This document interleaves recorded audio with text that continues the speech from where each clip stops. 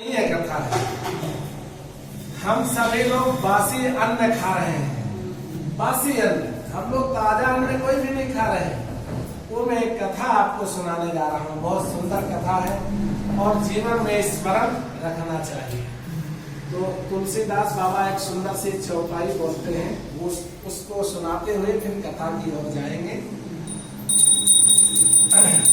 धर्म न दूसर सत्य समाना, आगम निगम पुराण बखाना। तुलसीदास बाबा जी कहते हैं कि आदमी को अपनी सत्यता नहीं छोड़नी चाहिए। सत्य से बड़ा कोई धर्म नहीं है।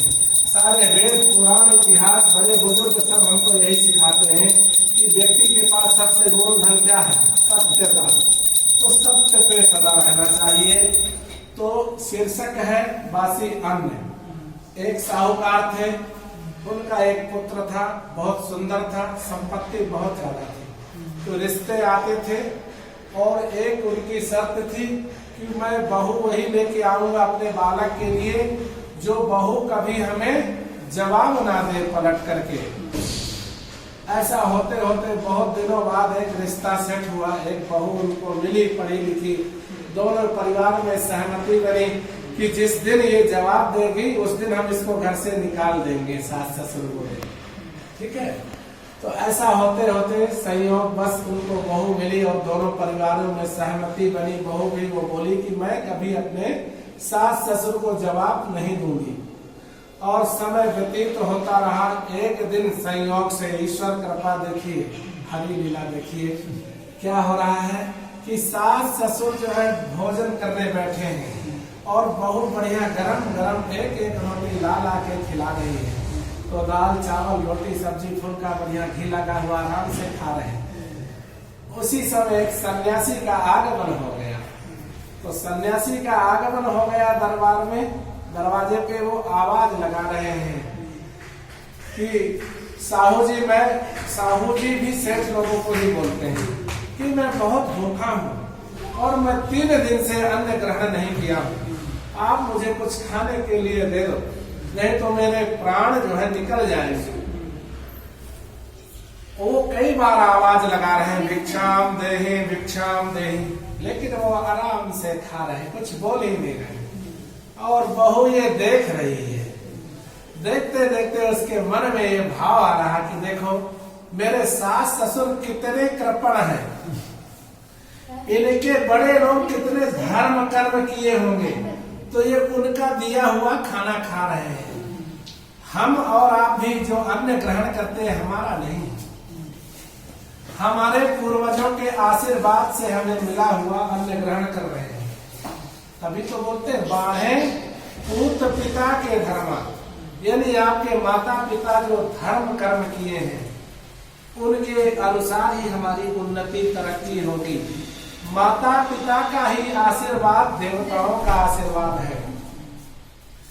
एक आपके राजस्थान में बहुत सुंदर जो है नृत्य किशोर अलबेला जी करके शायर है और कविताएं करते हैं बहुत सुंदर। वो क्या कहते हैं कि ईंटों के बैलेंस से ये दीवार बनती है और सीटों के बैलेंस से सरकार बनती है और नोटों के बैलेंस से व्यापार बनता है, चलता है। अब धर्म और कर्म करने से परिवार का बैलेंस बनता है। तो आपके माता पिता इतना धर्म कर्म किए, उसका अन्न हम और आप ग्रहण कर रहे हैं। सन्यासी बार बार बोल रहे माता भिक्षाम देहि भिक्षाम देहि, मुझे कुछ खाने के लिए दो। और वो दोनों प्रेम से सास ससुर खा रहे हैं और कुछ भी नहीं बोल रहे हैं। तो बहू से नहीं रहा गया, संस्कारी घर की थी। वो हाथ जोड़ करके बोले महात्मा स्वामी जी आप जाइए, आप दूसरे घर में भोजन ग्रहण करिए, इस घर में आपको कुछ नहीं मिलने वाला। ये लोग खुद बासी अन्न खा रहे हैं, ये खुद बासी अन्न खा रहे हैं, तुमको कुछ नहीं देने वाले। अब सास ससुर क्रोधित हो गए कि बहू ने हमारा अपमान कर दिया। उसी वक्त उसको घर से निकाल दिए। अब निकाल दिए तो दोनों परिवारों का मिलन हुआ, दोनों परिवार इकट्ठा हुआ, पंच लोग इकट्ठा हुए। भाई मौका दिया जाए, बहू ने ऐसा क्यों अपमान किया अपने बड़ों को। तो बहू बोली देखिए हम गृहस्थियों का धर्म है कि यदि हम भोजन कर रहे हो उस समय कोई आया हुआ हो तो उसको कुछ ना कुछ तो हमें खिलाना चाहिए। और फिर वो मांग रहे हैं खाने के लिए और ये दोनों लोग खा रहे हैं आराम से, तो मैं कौन सी गलत बोली कि अपने माता पिता पूर्वजों की कमाई ये खा रहे हैं, ये कोई धर्म कर्म तो कर नहीं रहे हैं, तो बासी ही अन्न हुआ। तो पंच लोग भी बोले कि नहीं, इनकी बहू तो बहुत समझदार है? ऐसी बहू तो दीपक लेके ढूंढो तो मिलना मुश्किल है? भाई संस्कार जिसके होंगे वही किसी के लिए ऐसी वाणी का प्रयोग कर सकते हैं। सारे पंच लोग प्रभावित हुए और साहू जी जो थे सास ससुर, वो दोनों हाथ जोड़ करके अपने बहू से क्षमा याचना किए। क्या बोलते हैं? क्षमा बढ़ने को चाहिए, छोटन को उत्पात, काहरी को घट गयो, जो भृगु ने मारी लात।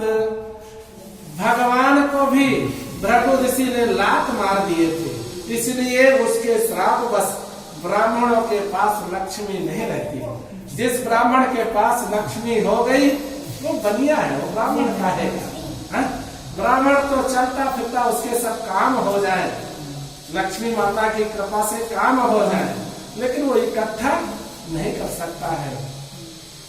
तो क्षमा मांग लेना चाहिए। हमसे छोटे हैं उनसे भी क्षमा मांग ले, बड़ों से तो मांगना ही चाहिए। क्षमा मांगने में कोई संकोच नहीं करना चाहिए। उनके सास ससुर ने बहू से क्षमा याचना की और बोले हम धन्य हैं, हमको ऐसी बहू मिली, आज से हम धर्म कर्म करेंगे।